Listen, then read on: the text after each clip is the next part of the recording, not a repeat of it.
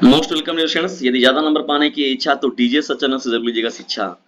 अभी आप सभी लोगों ने हाफ ईयरली एग्जामिनेशन को देखा। मैक्सिमम विद्यार्थियों के जो विद्यालय पर है वो हाफ ईयरली का एग्जामिनेशन आप लोग का समाप्त हो गया है। और पूरा का पूरा जो एक्सपेक्टेड जो किया गया है माध्यमिक शिक्षा परिषद उत्तर प्रदेश प्रयागराज के द्वारा सेम टू सेम उसी टाइम पर आपका पूरा काम हो रहा है। तो ये आपका जनवरी की स्टार्टिंग में जनवरी के महीने में पूरा का पूरा प्री बोर्ड परीक्षा कराने का पूरा प्रयास किया जाएगा, पूरा होगा भी। और फरवरी के परीक्षा महीने में एग्जाम भी आपका हो जाएगा बोर्ड का। ये इसके लिए आप एकदम निश्चिंत रहिए, उसी महीने में आपका होना कंफर्म है बिल्कुल भी, क्योंकि मार्च में आपका चुनाव भी है। देखिए प्री बोर्ड परीक्षा 2023 के बारे में हम लोग बात करें तो कक्षा 12 के विद्यार्थियों के लिए तो देखिए यहाँ पर मोस्ट इंपॉर्टेंट जो सेशन है आप लोगों का वो बात करने वाले हैं हम लोग भौतिक विज्ञान के। देखिए दोस्तों, भौतिक विज्ञान के लिए सबसे महत्वपूर्ण जो चैनल जो सबसे पहले ही आप लोगों को पेपर जो प्रोवाइड कराने का काम करता है वो है डीजे सर चैनल। ठीक है, तो यदि ज्यादा नंबर पाने की इच्छा तो डीजे सर चैनल से जरूर लीजिएगा शिक्षा। खुद भी लाभ उठाइए इस चैनल का और दूसरों को भी लाभान्वित कीजिए इस चैनल से, और इसे कर दीजिए अपने क्लासमेट पर शेयर, क्योंकि प्री बोर्ड क्योंकि प्री बोर्ड एग्जामिनेशन है आप सभी लोगों के नियर। देखिए एएम का ये सेट रिविजन कक्षा 12 के विद्यार्थियों के लिए 2023 का ये है। और बहुत ही मोस्ट इंपॉर्टेंट है, बहुत ही ज्यादा मोस्ट इंपॉर्टेंट, क्योंकि महत्वपूर्ण प्रश्नों की श्रृंखला ऐसी ऐसी आप लोगों को सामने देखने को मिलेगी जो कि आप उसको कहेंगे कि ये प्री बोर्ड में नहीं बल्कि ये बोर्ड में ही पूछा जाएगा, बोर्ड में भी कंफर्म है इसका आना। तो वीडियो को बिना स्किप किए आप लोग को पूरा देखना है। चलिए बढ़ते हैं आगे हम लोग डिस्कशन। यहाँ पर देखिए सही विकल्प चुनकर लिखिए। बहुविकल्पी प्रश्नों की श्रृंखला है पहले आप लोगों का। एक टेस्ला का मान गॉस में कितना होगा। देखिए दोस्तों, एक टेस्ला का मान जो गॉस में होता है वो 10 to the power 4, 10 to the power 4 मतलब 10,000 गॉस। ठीक है, तो एक टेस्ला में कितना गॉस होता है तो 10,000 आपका राइट आंसर हो जाएगा। यानी 10 to the power यानी कोटिमान के रूप में अगर हम लोग लिखेंगे इसको तो 10 पे घाते 4 आपका राइट हो जाएगा।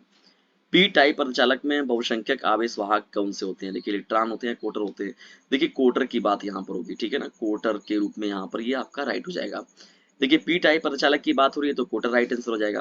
देखिए अगर एन टाइप अर्धचालक होता तो आपका इलेक्ट्रॉन जो होता वो राइट आंसर हो जाता, लेकिन यहाँ पर पी टाइप अर्धचालक की बात हो रही है तो कोटर जो होगा इस प्रश्न का राइट आंसर हो जाएगा। देखिए कोटर और पी टाइप और अर्धचालक, पी टाइप अर्धचालक और एन टाइप अर्धचालक, कोटर इलेक्ट्रॉन पर जो है इंटरनेट पर प्रश्न हमेशा पूछा जाता है। ग देखिए प्रश्न क्या पूछा गया है, समांतर प्लेट संधारित्र की धारिता निर्भर करती है प्लेटों के मध्य दूरी पर, प्लेटों के क्षेत्रफल पर, इनमें इनके मध्य परावैद्युत पदार्थ पर, सभी पर। देखिए डिस्टेंस ये सभी पर निर्भर करता है। यानी जो समांतर प्लेट संधारित्र की धारिता होती है वो प्लेटों के मध्य दूरी किस प्रकार की है, कितनी है, कैसे है, उस पर भी निर्भर करती है। प्लेटों के क्षेत्रफल पर भी निर्भर करती है। उनके मध्य परावैद्युतांक पदार्थ किस प्रकार का है वो इस बात पर भी निर्भर करती है। इसका मतलब कि सभी जो होगा इस प्रश्न का राइट आंसर हो जाएगा। चलिए बढ़ते हम लोग आगे यहाँ पर घ प्रश्न की ओर। एक गुलाम आवेश में मुक्त प्रभावी इलेक्ट्रॉनों की संख्या क्या होगा। देखिए ये आप लोग लेके चले जाते हैं, ये नहीं होगा इस प्रश्न का राइट आंसर। इस प्रश्न के राइट आंसर की ओर हम लोग बढ़ते हैं यहाँ पर। तो 6.25 इंटू 10 to the power 18 जो होगा 6.25 गुणे 10 पे घाते 18 जो होगा इस प्रश्न का राइट आंसर हो जाएगा। वैद्युत चुंबकीय तरंग नहीं है तो ये देखिए बीटा किरणें जो होंगी डिस्टेंस वो क्या होगा, चुंबकीय वैद्युत चुंबकीय तरंग नहीं है। म्यू नॉट अपसाइलन नॉट का मान क्या होगा तो 1/c² जो होगा इस प्रश्न का राइट आंसर हो जाएगा। महत्वपूर्ण प्रश्नों की श्रृंखला में चलिए देखिए यहाँ पर ये बहुविकल्पी प्रश्नों की संख्या श्रृंखला जब समाप्त होती है आप लोगों की तो अति लघु उत्तरीय प्रश्नों की श्रृंखला के बोल रहे हैं। इन प्रश्नों को देख लीजिएगा, तैयार करके जाइएगा अपने एग्जाम में, क्योंकि सभी प्रश्न जो है मोस्ट इंपॉर्टेंट है और निश्चित तौर पर आपके एग्जाम में ये आपको लाभान्वित जरूर करेंगे। और जिन प्रश्नों में आपको डाउट होगा कमेंट बॉक्स में जाइए, अभी बहुत समय है आप लोगों के पास। कमेंट बॉक्स में उत्तर दीजिए, मैं निश्चित तौर पर इनका प्रश्न का जो सॉल्यूशन है आप लोग को अवश्य उपलब्ध करा दूंगा। जब प्रकाश एक माध्यम से अन्य माध्यम में अपरिवर्तित होती है तब इसकी आवृत्ति पर क्या प्रभाव पड़ता है। अति लघु उत्तरीय प्रश्न का है। दो समांतर धारावाहिक चालकों के मध्य बल के आधार पर 1 एम्पीयर की परिभाषा दीजिए। ग जो प्रश्न दिया गया, गोलीय समविभव पृष्ठ के आवेश स्रोत कैसा होता है। व्यतिकरण प्रारूप में प्रिज्म की चौड़ाई पर व्यंजन लिखना है। एम्पियर का परिपथी नियम बहुत ही महत्वपूर्ण पूछा जाता है। किरचॉफ का वोल्टता का नियम, किरचॉफ का जो नियम है वो भी बहुत इंपॉर्टेंट है, बार बार पूछा जाता है। और जितने भी देखिए बहुत सब महत्वपूर्ण प्रश्न पूछे जा रहे हैं डिस्टेंस। चलिए बढ़ते आगे यहाँ पर हम लोग यहाँ पर L/R का मात्रा तथा अभिमा क्या होगी। वैद्युत द्विध्रुवी आघूर्ण की परिभाषा दीजिए, और यहाँ पर देखिए उस पर एक सवाल भी पूछा गया है।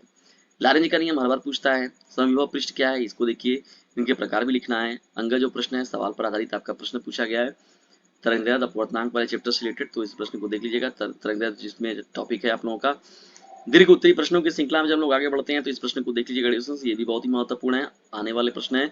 वर्ण विक्षेपण क्षमता से क्या तात्पर्य है। वर्ण विक्षेपण क्षमता और क्या तात्पर्य इसका सूत्र अपूर्णांक के पदों में लिखिए। आइंस्टीन के प्रकाश वैद्युत समीकरण का क्या है, निगमन करना है। ठीक है, आइंस्टीन के प्रकाश वैद्युत समीकरण का निगमन करके सॉल्व करना है।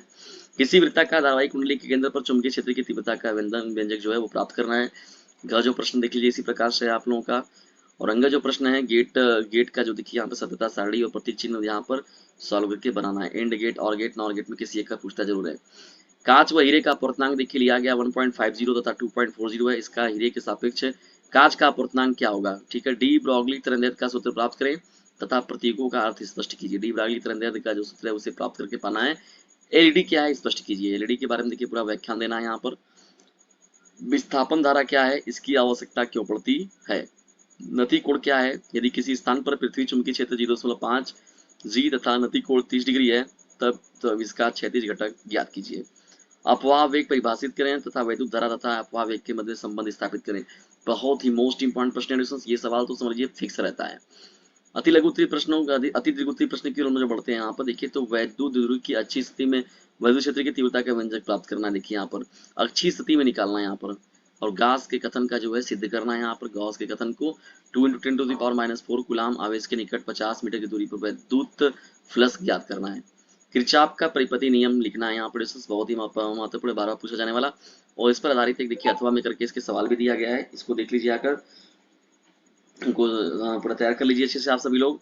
और जो ग प्रश्न दिया गया है, प्रत्यावर्ती वोल्टता जो है यहाँ पर v इक्वल टू इतना दिया गया वैल्यू, इसके आधार पर देखिए सवाल दिया गया। हाइगेंस के द्वितीयक तिरंगिका का सिद्धांत देखिए तथा इसके आधार पर अपवर्तन की व्याख्या कीजिए। अथवा में देखिए जो प्रश्न दिया गया है, बोर का परमाणु मॉडल का सिद्धांत लिखिए तथा इसके आधार पर हाइड्रोजन परमाणु के उत्सर्जन रेखीय स्पेक्ट्रम की व्याख्या कीजिए। ठीक है दोस्तों, तो इस तरीके से था ये आप लोगों का प्री बोर्ड का ये पेपर डिस्टेंस, प्री बोर्ड का ये महत्वपूर्ण पेपर आप लोगों को कैसा लगा इसके बारे में कमेंट बॉक्स में जरूर बताइएगा। यदि वीडियो थोड़ा सा भी हेल्पफुल लगा तो इसे लाइक करें, शेयर करें और चैनल पर नए चैनल को सब्सक्राइब करना बिल्कुल भी ना भूलिएगा।